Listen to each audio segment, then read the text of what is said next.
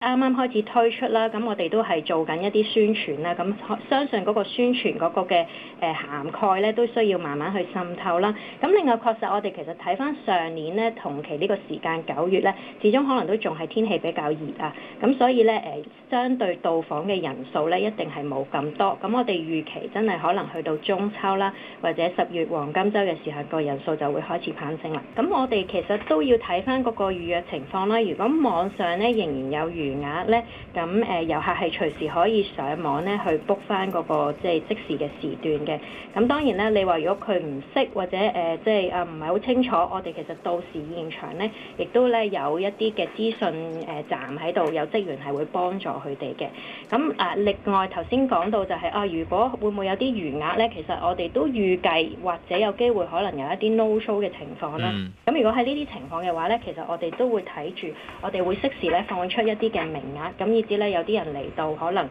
其實係未爆嘅，咁我哋可以放翻呢啲名額出嚟俾佢，就做翻個上網登記，佢就可以入翻去㗎啦。